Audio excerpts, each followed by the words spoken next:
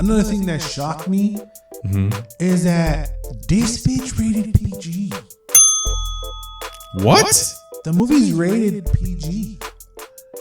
That's how oblivious I am to ratings. I never check the movie ratings. I'm a grown ass man.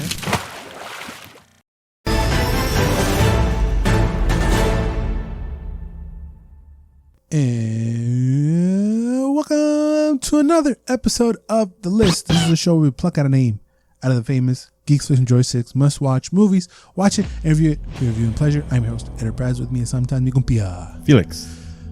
Brad, let's get into the deep waters. That is the 1975 classic Jowsy Jaws.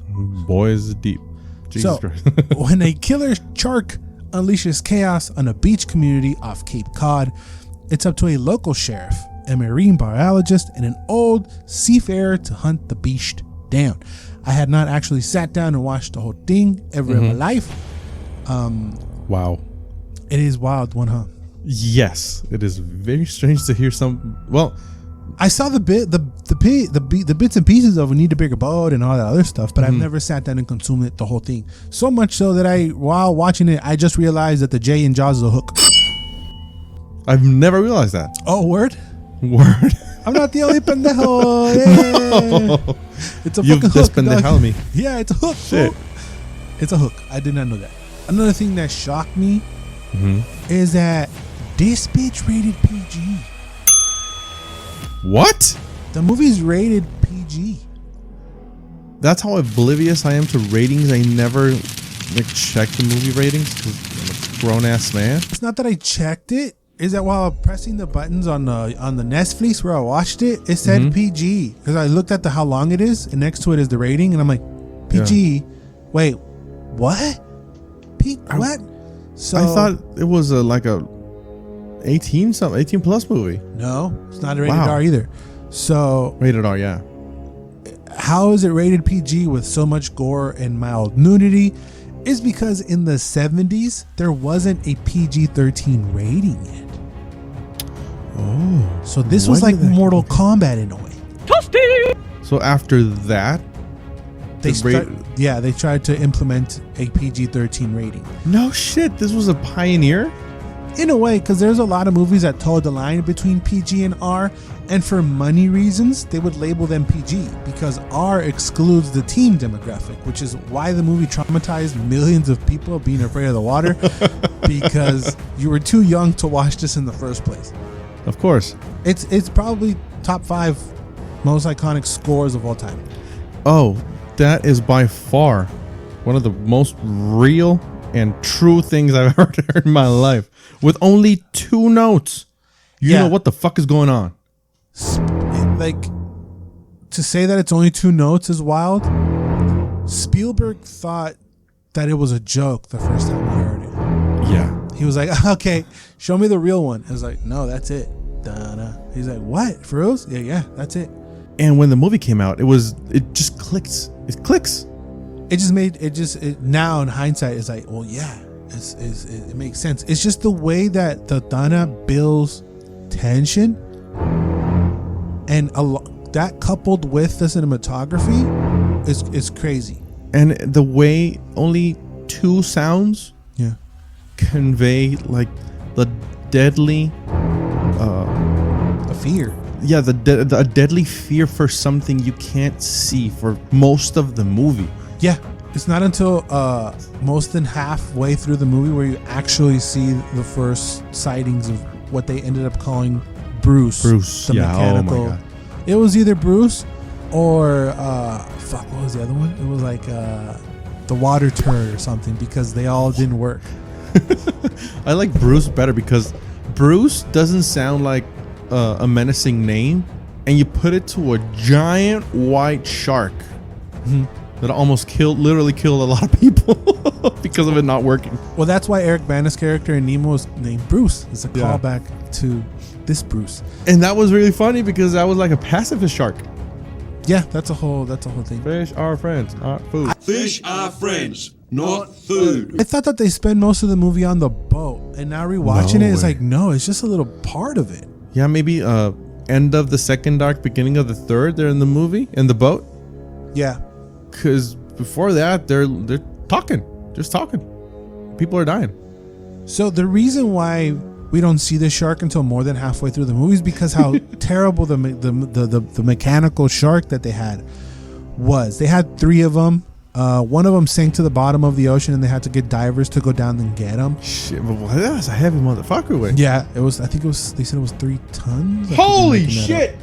It was chunky. Yeah, so they had 3 different sharks. One to shoot the right side, and one to shoot the left side, and then the other to shoot straight on shots. Mm-hmm. And because they had so much problems with the mechanics of it, Spielberg decided to implement these POV shots of us, basically the point of view of the shark, and that became like the most iconic parts of the movie. That inspired many more POV shots in future movies, including like Halloween has a few POVs. There's a lot of movies that implemented that, because we are now seeing what the shark is seeing. Mm-hmm. That coupled with the music, you know something's about to go down. Oh hell! I think every time you see a POV shot, something is going down. Right, for the most part, or it's a psych out, or they're hiding, or whatever. Just a POV shot increases the tension very, very, very much. I never thought that was the first movie that did that. And it was one of them, yeah. Yeah, one of them, and because of like real life reasons, because shit didn't work. Right. So also the thing with the barrels, I don't know, you remember that they shoot barrels on the that was another form of showing the shark without actually showing the shark, and that's like one of the most memorable parts, that you see the barrels. They attach the barrels to the shark? When they attach the barrels to the shark, because they couldn't actually have the shark visuals there because it's a piece of shit floating in the water. Instead, they figured, okay, we're going to have these barrels around representing the shark, and that's another way of being like, oh shit, oh shit, oh shit. I feel like not seeing the shark for most of the movie is definitely a better thing that happened, and why it's known, and why it built so much tension and created one of the best movies of all time. Not just horrors, not just anything. Yeah, and after watching the movie in hindsight, it's incredible that throughout all the movie, you think the thing is there. You think Bruce is there fucking shit up. But no, it's maybe a dude just pulling the string or whatever. But it's not ever there. No. Your imagination just does incredible things with a little push. Yeah. So the most iconic scene that you're talking about is when he says, we're going to need a bigger boat. That whole scene, I feel like, is one of the best scenes ever recorded in cinema. That line, first of all, was improvised. No shit, neta? Yeah, that was Roy. That was the actor, top of the dome. Off the top of the dome, because he said it so many times. Because it was a joke while filming. Because the rig that they had was too small for all the stuff that they had. That was like a gag between the crew members. They were keep saying, "We're gonna need a bigger boat. We're gonna need a bigger boat." So in one of the shots, he decided to just throw it out there in one of the lines.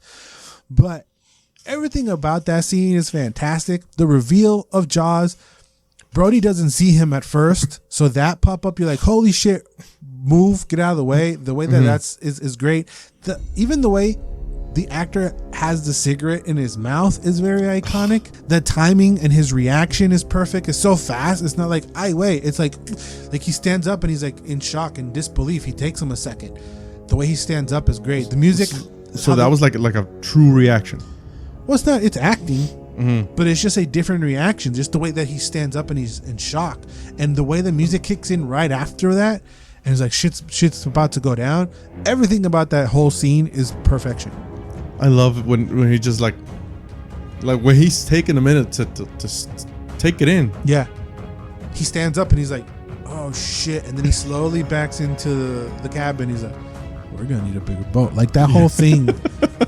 That whole thing is perfect. Do you remember the shooting star at night when they're outside and they're talking? No, I do not remember that. There's a shooting star. No, I never caught it. That's a shooting star that was real. That's not that's not visual effects. That actually happens. Oh, okay. Wow. Jesus. And because of that, Spielberg started to implementing a lot of shooting stars in his movies after that. Temple of Indiana Jones, E.T. Those were fake. But the one that he captured during Jaws is a real shooting star. And something that I do remember Quint tells the story of why he, I don't know, was it why he hates shark? Yeah, he hates sharks. His encounters with sharks. Yeah, it's that whole scene. Like, weren't they like kind of having like shooting shit? They were shooting the shit. Then it gets dark. Yeah, it gets dark. And actually, another fun fact during the recording of that, the actor Robert Shaw was fucking hammered. So you can tell. Even me watching, I was like, "What the hell? Why does he sound weird?" It's because he's hammered, so he's slurring a lot of his words in that speech. That's what. Oh my god! I know. Oh, la verga, way. So they had him do 2 takes, and that scene is spliced between the 2 takes, between him when he was sober, and when Robert Shaw was just out of his mind, hammered. He was another planet. He was like ass up, face down, hammered. Another planet. Now it makes sense. In the Master of Disguise, there's a part where I don't remember the comedian's name, but where he spoofs Jaws and he tells the story. Now I know why I don't understand the fucker when he's telling the story. Yeah, because he was tits up. So yeah, even though they're fighting with barrels, it's very exciting. It's a battle. Like, shoot them. Like, it's the way that everything is shot and it pulls you in. And even Bruce underwater looks pretty real. I mean, the water helps. Yeah. Because it hides a lot of shit. Yeah. But that's what the thing with practical effects is. It makes shit appear even realer than it actually is. Right. Best movies of all time, right? It is. And I am glad that I sat down and watched the whole thing. But like every movie, there was a book before it. And in the book, the character of Hooper, aka Richard Dreyfuss' character, the marine biologist, he dies in the cage when he goes down. Okay. Shit, I didn't know that. And in the movie, he obviously survives. So that's one of the little changes between the movie and the book. And I did enjoy and appreciate how there's no filler after. Like, they kill the fucker and that's it. They're done. There's no reaction about from the crowd. Like, they're not there to see we don't see the praise that these two men get from basically saving the town and saving their summer. It's just like they washed up on shore and that's the end of the movie. We're done. We're out of here. We saw the Sharky died and we're done. We're out of here. Let's get the fuck out of here. Yeah, because normally in movies you kind of forget why we're there.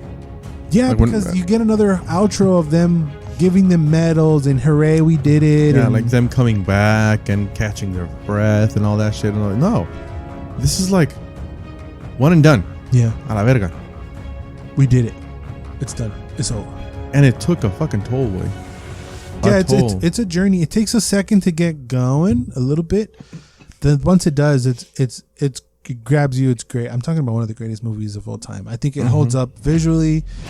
Yeah, it's of its time, but usually with older movies, they come with a level of cheese that immediately transports you to that time. Here, there's no cheese though. I feel like what transports you are the wardrobes, the lingo, how they talk back there, the architecture of the town. The culture is seen, and that is what transports you to the 70s. Nothing else. None of the cheese of like, there's no like, there's comedy bits, but none of it cheesy enough to take you out of the movie. You're in the 70s and there's a shark eating people when you watch this movie. That's why it's a timeless classic. You can watch it whenever. We can watch it, 2030, 2040, 2050, 2075 when it comes out, and when it's 100 years from now, and it's still going to be great. And I feel like that's what Spielberg does. It feels like it's more of a movie because it takes place in the 70s rather than it's a movie that came out in the 70s. It's very interesting how the architecture speaks a lot about the time and the people that live in the thing. For example, Quint's boat is all weird and old because Quint is all weird and old. Yeah, exactly. And jaded. Yeah. And Brody is like a serious person.